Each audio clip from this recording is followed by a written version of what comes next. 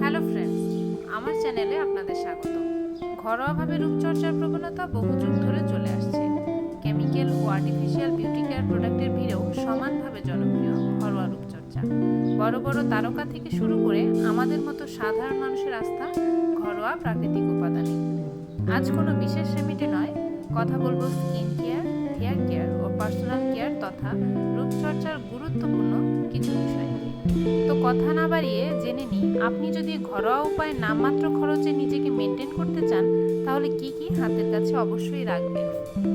আমি সম্পূর্ণ রূপচর্চাকে 3টি ক্যাটাগরিতে ভাগ করে 3 ধাপে আলোচনা করব। প্রথমে স্কিন কেয়ার, দ্বিতীয় হেয়ার কেয়ার এবং 3 নম্বরে পার্সোনাল কেয়ার বা বডি কেয়ার।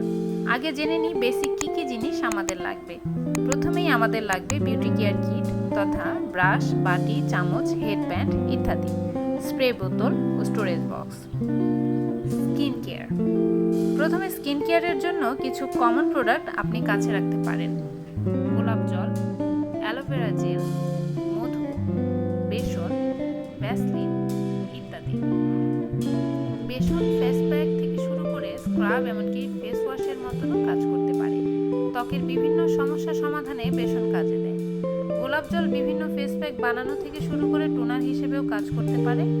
অ্যালোভেরা জেল তো allrounder product. Skin care, body care কোথায় ব্যবহার হয় না এর? ফ্রেশ অ্যালোভেরা জেল ব্যবহার করতে পারলে ভালো, নয়তো যে কোনো ভালো ব্র্যান্ডের অ্যালোভেরা জেল সংগ্রহ করতে পারেন।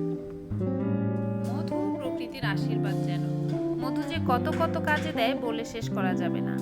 অর্গানিক মধু সবচাইতে কার্যকরী। যদি অর্গানিক মধু পাওয়া না যায় তাহলে যে কোনো ব্র্যান্ডের মধু কিনে নিতে পারেন। আর 1 কৌটা ভ্যাসলিন আপনার কাছে রাখতে পারেন। রূপচর্চায় ভ্যাসলিনের কত শত ব্যবহার যে আছে বলে শেষ করা যাবে না। এবার আসি হেয়ার কেয়ারে। নিজের চুলের কন্ডিশন বুঝে শ্যাম্পু বাছাই করে নিন, ভালো মানের কন্ডিশনারও। চিরুনি সবার ঘরেই আছে, আপনার সংগ্রহে বিভিন্ন সাইজ ও ধরনের চিরুনি রাখুন। মোটা দাঁতের চিরুনি চুলের জট ছাড়াতে আর স্ক্যাল্প ম্যাসাজের কাজে ব্যবহার করুন, আর চিকন দাঁতের চিরুনি রেগুলার চুল আঁচড়াতে ব্যবহার করুন। অবশ্যই নিজের চিরুনি আলাদা রাখুন। এক চিরুনি একাধিক মানুষ ব্যবহারে স্ক্যাল্পে ব্যাকটেরিয়া সংক্রমিত হয়ে খুশকি ও ফাঙ্গাল ইনফেকশন হতে পারে। চুলের যত্নের কমন উপাদানগুলো হলো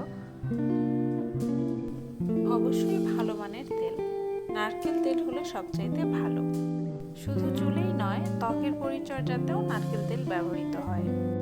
মেথি, কালো জিরা চুলের বিভিন্ন রকম সমস্যার সমাধানে ব্যবহার হয়। চুলের বিভিন্ন প্রকারের হার্বাল হেয়ার অয়েল বানাতে মেথি ও কালো জিরার ব্যবহার রয়েছে।